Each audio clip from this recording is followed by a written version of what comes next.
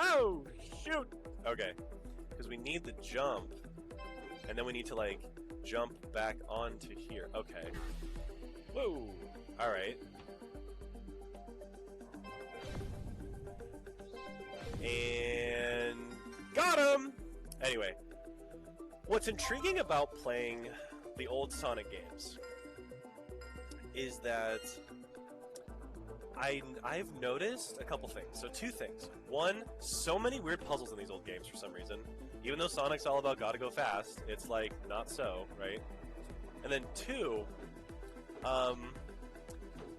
the philosophy of game design has changed so much throughout time.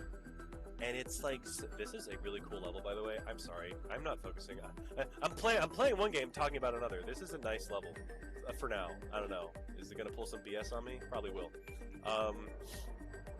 But the interesting thing about like game design is that like game design has changed so much. It's crazy because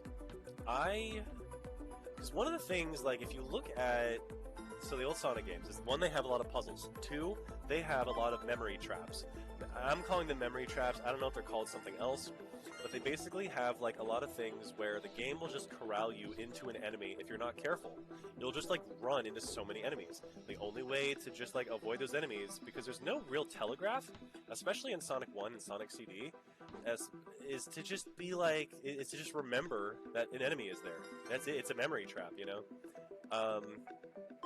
And then Sonic 3 and Knuckles has so many puzzles, dude. It's absolutely unnerving. Because they're not really intuitive in this day and age anymore. And I have to go and look up walkthroughs, and then people do something so simple, and I'm like, okay, that makes sense, but I just didn't think of that, you know? It's like not in my school of thought. Yeah, so...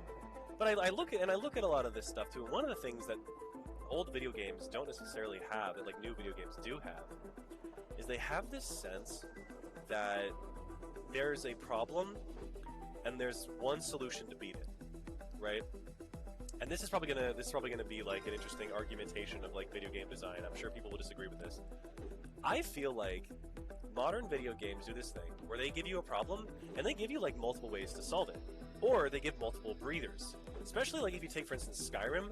One of the things Skyrim always does that becomes sort of its own sort of telegraph of like suspense and horror is when you're about to enter like a really hard, difficult room for some kind of like boss Draugr or something, one of the things that'll happen is they'll put out like health potions and stuff right there as a way to like say like, hey, you're gonna need this health potion because you're about to fight like a strong dude, you know?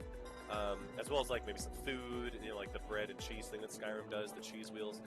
And you know, you're like, okay, here's a problem, here's like a couple breathers to deal with it, you know? Or here's a couple problems, here are a couple solutions. A lot of times in like older games, it's like one problem, one solution, and definitely no breather, and you're definitely not getting a it's like no breather, definitely no breather, and you're definitely not getting like other solutions, right? You're not getting any breathers. If you're in an area and there's one problem, one solution, you got to just solve it. You're also not getting a lot of checkpoints too.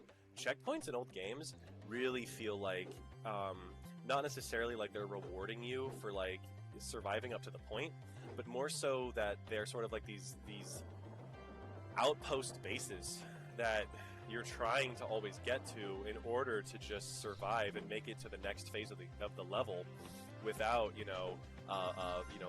brutally dying and having to start like all over. This is, of course, with the infinite lives that, you know, the Origins version does, rather than, you know, the like arcade version. I would never want to play like the arcade original version, you know. That's something that has made me very grateful for how games have evolved, because, man, like we actually have a local retro arcade in my hometown, and one of the games is Ghosts and Goblins. Ghosts and Goblins looks really fun. It looks like it would be cool, and it kind of is for 2 seconds, but it's really hard. And then because it's really hard, it also actually just like sends you back to the beginning if you die a lot, you know? And I'm like, this is mean as shit, right? Like, it's not necessarily for me like the challenge or the rigor. It's like, that's not what sets me off, right? Like, what sets me off is like the lack of like preservation, right? The lack of like oh, I can't constantly just like reload from like a more recent save. That sucks, you know. Um, it's seeing that that progress crumble, that all of your accomplishments and saves just like die in the wind, you know. That's what it is. All right, well. Well. Okay.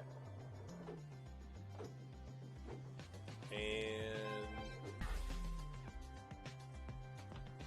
all right, we're gonna let him do his thing, and this is so cool. I honestly love how this was made. Was this not made by like one of the game designers themselves? This really feels like something they would have concocted. It's either that or it's someone who really wanted to be like them, because this is game dev worthy stuff right here. Wow. Let's see. As I just blow past all of whatever this is. I don't give a damn. I'll come home my parents be my house. Oh god. Oh god! Okay. Archimago! Oh.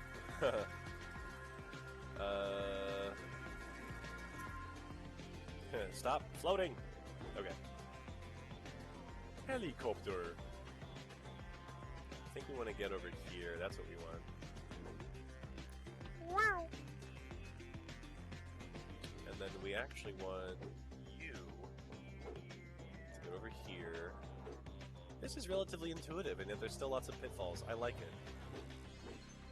See, that's modern day rigor. It's like, hey, there's a bunch of places where you can die.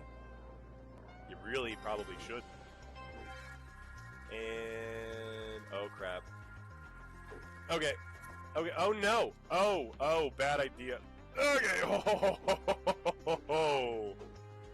Fellow sir. Uh-oh. Oh well. Awkward.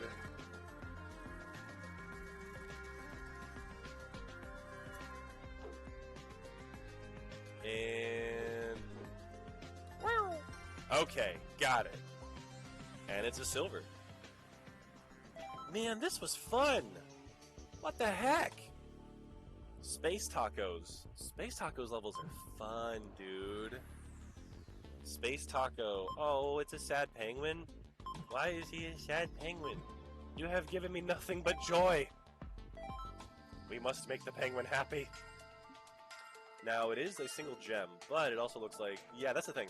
Single gems or whatever, because it's basically just like, at least I hope, just a, hey, get to the end, oh, but by the way, here's this, it's also going to be in your path. Uh-oh. Okay. Yeah, right. You know, it's so funny whenever Australians are like, Americans can't do an Australian accent very well. They usually end up just doing a New Zealand accent. And I'm like, that's actually great. I love doing New Zealand accents. New Zealanders are cuter anyway. Oh, and get in there. And then Australians are like, I mean, you're right, mate, but you didn't have to say it.